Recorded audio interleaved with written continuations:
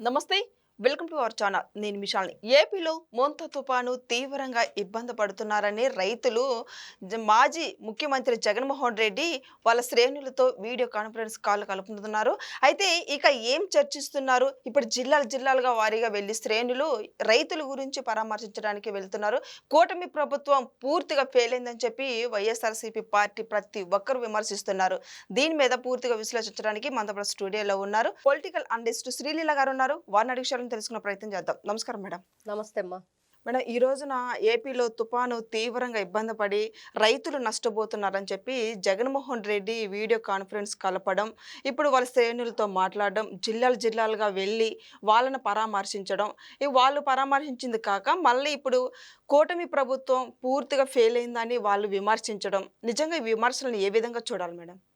ప్రజల కష్టాలు పట్టని ప్యాలెస్ వీరుడు మరి అదేదో సామెత చెప్తారు, దొంగల పడిన 6 నెలలకి కుక్కలు మరిగినాయి అని. నారా చంద్రబాబు నాయుడు గారు ఈరోజు కొత్తగా మొంతా తుఫాన్ ఏమి చాలా ఎంతో భయపడితే చాలా సింపుల్గా అది తీరం దాటిందని చెప్పి విన్నాం.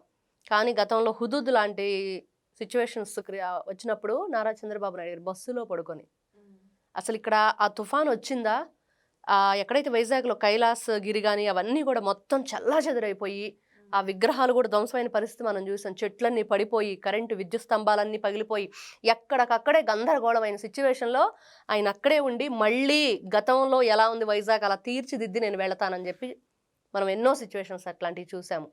ఈరోజు కొత్త కాదు, ముందస్తు చర్యలుగా గతంలో మనం ఏదన్నా మిస్టేక్ చేస్తే దానివల్ల ఎలాంటి సిచ్యువేషన్ మనం ఎదుర్కొన్నాము కాబట్టి చిన్న పామునైనా పెద్ద కర్రతో కొట్టాలి అనే ఆలోచనతోటి మొన్న ఏం జరిగింది, దీని యొక్క అంచనాలు అసలు చాలా దారుణమైన సిచ్యువేషన్ రాబోతుంది రాష్ట్రంలో.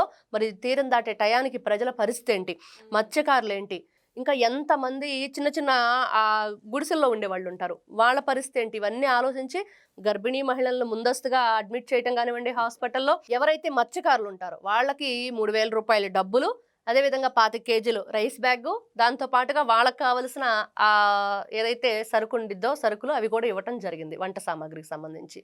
కానీ ఈ రోజున మీరంటున్నట్లుగా Jaganmohan Reddy video conference program ఇప్పుడు స్టార్ట్ చేశాడు. ఏం చెప్తాడు వాళ్ళకి, ఏం చేయమని ఆదేశాలు ఇస్తాడు అని అంటే ఆల్రెడీ ఆదేశాలు ఇచ్చేశాడు.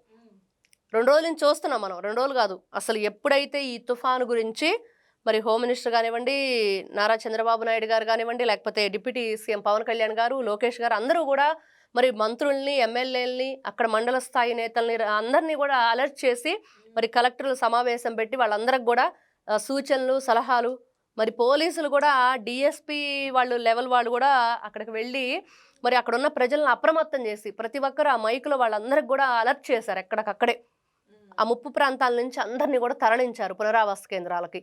అంత గొప్పగా చెప్తుంటే వీళ్ళు ఏంటంటే చిన్న పామునైనా పెద్ద కర్రతో కొట్టండి అనే దానికి నీచాతి నీచంగా దేంతో కొడుతున్నారంటే ఎడ్లకి ఒక కాడు ఉంటుంది, ఆ కర్రతో కొట్టే ప్రయత్నం చేస్తున్నారు చంద్రబాబు నాయుడు. కొంతమంది నీచంగా పెట్టిన పోస్టులు నేనే చూశాను అది స్వయంగా.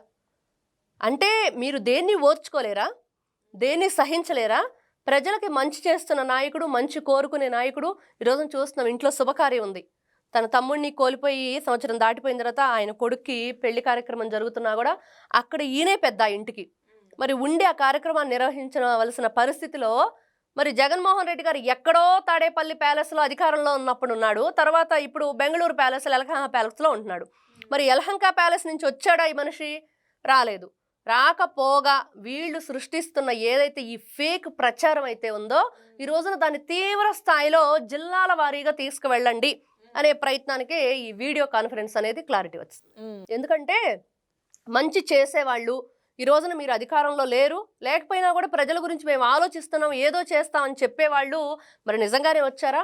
అసెంబ్లీకే రాని జగన్మోహన్ రెడ్డి మరి ఈ రోజున రాష్ట్రంలో ఉన్న అసెంబ్లీలో తను ఏ అసెంబ్లీ నియోజకవర్గాల్లో అయితే తను గెలిచాడో మరి ఆయన గెలవటం, వాళ్ళ మిగతా 10 మంది ఎమ్మెల్యేలు ఉండటం, 11 మంది కలిసి అసెంబ్లీకి వచ్చి ప్రజల గురించి, వాళ్ళ కష్టాల గురించి, ఆ ఏరియాకు సంబంధించి ఏ విషయాలను కూడా చర్చించడానికి ఇష్టపడని వీళ్ళు ఈ రోజున ఈ కార్యక్రమానికి వాళ్ళ నాయకుల్ని వాళ్ళందరినీ కూడా పంపించి మంచి చెడ్డ కనుక్కోండి అంటే దొంగలు పడిన 6 నెలలకి కుక్కలు మరిగినట్టు అంటే 6 నెలలకు ఎప్పుడుకో వచ్చినట్లుగా ఉంది వీళ్ళ వ్యవహార శైలి.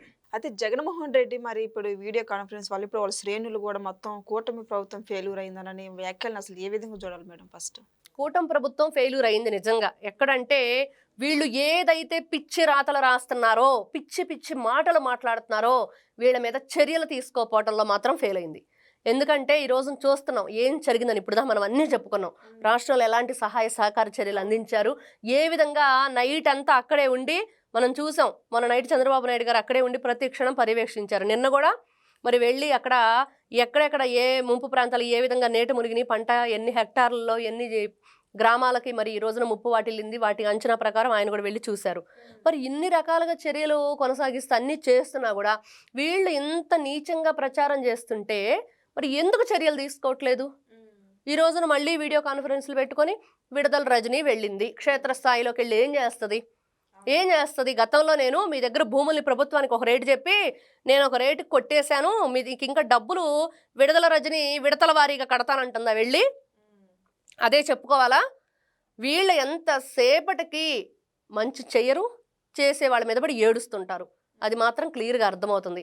వీళ్ళు అధికారంలో ఉన్నప్పుడు అచ్చోసిన ఆంబోతుల్లాగా ప్రవర్తించిన తీరుకి ఒక మంచి చెడ్డ కానీ పెద్ద చిన్న అనేది ఒక జ్ఞానం అనేది లేకుండా వాళ్ళ మాట శైలి కానీ వాళ్ళ ప్రవర్తన వైనం కానీ ఏది బాలేదు. అసెంబ్లీలోనే వాళ్ళని చూసాం మనం. ఏంటి ముఖ్యమంత్రిగా ఉండి మరి ఎవరైతే జగన్మోహన్ రెడ్డి ఆ రోజున మాట్లాడిన తీరు, ఆయన నవ్వుకుంటూ కూర్చున్న పరిస్థితి, ఆ రోజున మరి ప్రతిపక్ష హోదా అంటే ఏంటో కూడా ఆ రోజున చెప్పాడు డైలాగులు వేసి నారా చంద్రబాబు నాయుడు గారి మీద. 23 ఉన్నారు, 5 లాగేసుకుంటే ప్రతిపక్ష హోదా కూడా ఉండదు, లోపలకు కూడా అడుగు పెట్టరు అసెంబ్లీలోకని. మరి ఈ రోజున కర్మ రిపీట్ అని చెప్పేసి బూమరాంగై భగవంతుడు మీకే అట్లాంటి పరిస్థితిని ఇచ్చాడు.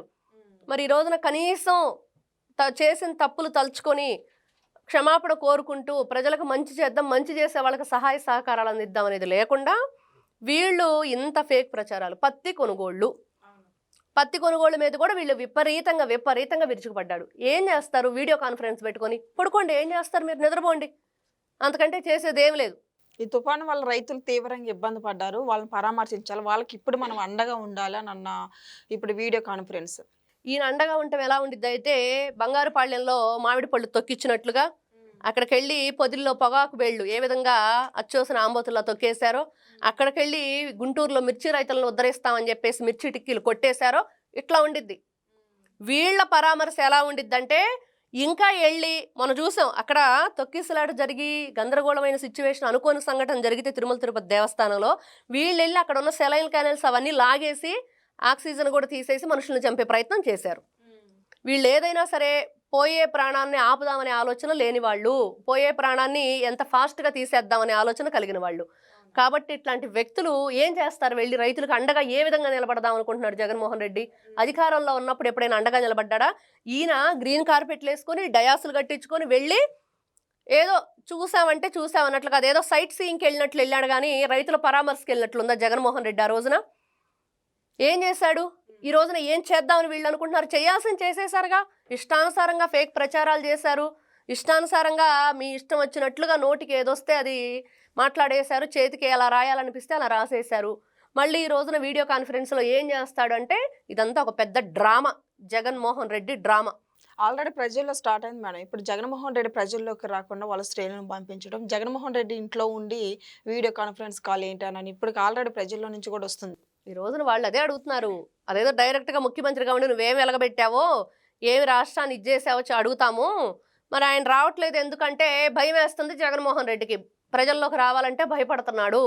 ఎందుకంటే గతంలో చేసిన తప్పులు ఎన్ని ఉన్నాయో అవన్నీ అడుగుతున్నారు. ఏ మొహం పెట్టుకొని వస్తాడు? ఏ విధంగా వస్తాడు? అందుకని చెప్పేసి ఆ తిట్లయ్యో మీరే తినండి, అవేదో ఆ తిప్పలయ్యో మీరే పడండి ఆ పాటలు అని చెప్పేసి మొన్న కోర్టు సంతకాలు అది ఫెయిల్ అయిపోయింది. అంతకుముందు స్కాన్ ఏదో రీకాలింగ్ చంద్రబాబు అని చెప్పి ఏదో స్కానర్ పెట్టి డబ్బులు కొట్టేస్తారు, అది అయిపోయింది. తర్వాత యువత పోరన్నాడు, రైతు పోరన్నాడు, అన్నీ కూడా ఫెయిల్ అయిపోయినాయి. ఎక్కడికి వెళ్ళినా మనుషులను చంపటం, తొక్కించడం, రాళ్ళు పెట్టి కొట్టడం, ఇంకా రకరకాల సిచ్యువేషన్స్ క్రియేట్ చేశాడు. మరి ఇన్ని రకాలుగా చేసిన జగన్మోహన్ రెడ్డి మరి క్యాడర్ను పంపించక ఈ లీడర్ వెళ్ళలేడు. ఇంకా క్యాడరే దిక్కు చివరికి. లీడరు ప్రజల్లోకి ఒక లీడర్ అంటే క్షేత్రస్థాయిలోకి వెళ్ళి ఆ ప్రజల కష్టాలని, వాళ్ళ ఇబ్బందుల్ని తెలుసుకొని వాళ్ళకి ఏ విధంగా సహాయ సహకారం. అసలు ఎందుకు లాస్ట్ టైం విజయవాడలో జరిగిన దానికి వరదలకి వీళ్ళ బోట్లు వెళ్ళి అక్కడంతా కూడా గందరగోళాన్ని సృష్టించి ఇంకా దాన్ని తీవ్ర స్థాయిలో మలచాలని చెప్పి చూశారు కానీ దాన్ని కంట్రోల్ చేసే సిచ్యువేషన్ ఎక్కడుంది? బుడమేరు పోయినప్పుడు మరి తర్వాత వెళ్ళి ₹1,00,00,000 ప్రకటించాడు. అది ఇంతవరకు ఇచ్చింది లేదు, చచ్చింది లేదు. మరి ఇంకంతే ఇలానే ఉండిద్ది వాళ్ళ వాళ్ళ పరిస్థితి ఏంటి అంటే ఈ రోజున ఏదో ఇవన్నీ కూడా మేకపోతు గాంభీర్యంలాగా రకరకాలుగా ప్రజలను ఏదో మేమేదో చేయడానికి చేస్తున్నాము, కానీ మేము చేయలేకపోతున్నాము అన్న పరిస్థితిని సిచ్యువేషన్ క్రియేట్ చేయడం తప్పించి ఈయనకి ప్రజల మీద ప్రేమ లేదు. జగన్మోహన్ రెడ్డి మరి అంత ప్రేమ గలవాడైతే మరి వచ్చేయచ్చు కదా ఇక్కడికి. రేపు ఆయన బుధవారం ఎప్పుడో దిగాలి, మామూలుగా అయితే వస్తాడు కదా మంగళవారం బుధవారం. మరి రాలేదు. ఎందుకు రాలేదంటే మేడం ఈ రోజున సీఎం చంద్రబాబు నాయుడు గారు అంటే తుఫానాన్ని కూడా లెక్క చేయకుండా ప్రజల కోసం నిత్యం కష్టపడుతూ ఉన్నా ఇప్పుడు జగన్మోహన్ రెడ్డి వాళ్ళ శ్రేణులతో దిశానిర్దేశం చేయడం ఇది ఎంతవరకు వాస్తవం అంటారు మేడం? ఇక్కడ ఒకటమ్మా, అసలు మనం కరోనాను చూసాం. కరోనా టైంలో వైఎస్ జగన్మోహన్ రెడ్డి ముఖ్యమంత్రిగా ఉన్నాడు. ఈ రోజు అనిపిస్తుంది గతంలో విన్న వాటికి ఈ రోజున మన విజయవాడలో కూడా చూసాం. నారా చంద్రబాబు నాయుడు గారు మోకాళ్ళ లోతు నీళ్ళల్లో దిగి ఆ వయసులో ఏ విధంగా ఆయన తపన తాపత్రయం ప్రజల కోసం. నిన్న ఒక ఈ చేతి వృత్తులు సంబంధించిన వాళ్ళు హస్తకళ నిపుణులు వాళ్ళు ఉంటారో హస్తకళ కార్మికులు, మరి ఆవిడ కన్నీటి పర్యంతం నిజంగా చాలా హృదయ విదారకంగా ఉంది ఆవిడ చెప్తుంటే. ఆవిడకి 200 బీపీ వచ్చి చనిపోయే పరిస్థితికి వచ్చి మరి వాళ్ళందరినీ కూడా పునరావాస కేంద్రాల్లో తీసుకొచ్చి వాళ్ళకి కావలసిన ఫుడ్డు, పసిపిల్లలకి పాలు, బ్రెడ్లు అన్నీ ఇచ్చి ఆవిడ చెప్తుంది నిండు 100 ఏళ్ళు 100 సంవత్సరాలు ఆయురారోగ్యాలతో చంద్రబాబు నాయుడు గారు ఉండాలి, ఆయన ఉన్నంత కాలం మేము చల్లంగా ఉంటాము అని. ఇంతకు మించి ఇంకేం కావాలి ఒక నాయకుడికి?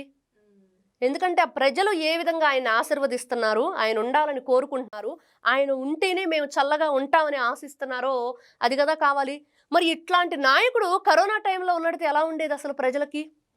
పారాసెటమాల్ వేసుకోండి, బ్లీచింగ్ పౌడర్ చల్లుకోండి, లేకపోతే దానితో సహజీవనం చేయండి అని చెప్పిన నాయకుడు ఒక నాయకుడా? జగన్మోహన్ రెడ్డి అదే కదా చెప్పాడు. ఆ రోజున పరిస్థితి ఏంటి? వదిలేశాడు గాలికి. పడుకోండి, కళ్ళు మూసుకొని నిద్రపోండి. ఇప్పుడు చెప్తున్నాడు కదా కళ్ళు మూసుకుంటే 3 ఏళ్ళు ఇట్లే గడిచిపోయిద్దని. అట్టానే చేశాడు. అధికారంలో ఉన్నప్పుడే కళ్ళు మూసుకున్నాడు. ఇప్పుడు కొత్తగా ఆయన చెప్పేది ఏం లేదు. అప్పుడే కళ్ళు మూసుకొని శుభ్రంగా తాడేపల్లి కొంపలో నిద్రపోయాడు. ఈ రోజున కాకపోతే బెంగళూరు వెళ్తున్నాడు. ఎందుకంటే హైదరాబాద్ వెళ్ళటానికి చెల్లెలు ఒప్పుకోదు, హైదరాబాదు ఇంటికి రానివ్వదనమాట ఆ లోటస్ పాండ్కి. అందుకని చెప్పి బెంగళూరు వెళ్తున్నాడు. మరి ఇట్లాంటి వ్యక్తి మరి ఈయన ఈ రోజున ఈ వీడియో కాన్ఫరెన్స్లు ఇవన్నీ కూడా చెల్లెల నాణ్య లాంటి వాడు జగన్మోహన్ రెడ్డి అయిపోయింది.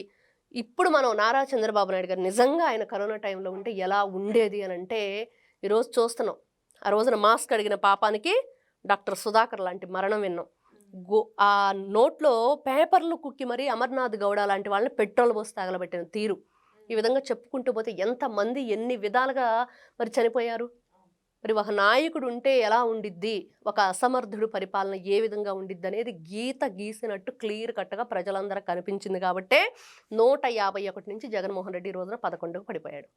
అయినా కూడా నా బుద్ధింతే, మేము ఇలానే ఆలోచిస్తాము, మేము ఈ రోజున జగన్మోహన్ రెడ్డి ఆదేశాలు ఏంటి అంటే కూటమి ప్రభుత్వం మీద బురద జల్లటం, విషం చిమ్మటం. అదే ధ్యేయంగా ఈ రోజున వీడియో కాన్ఫరెన్స్ జరుగుతుంది. నమస్తే.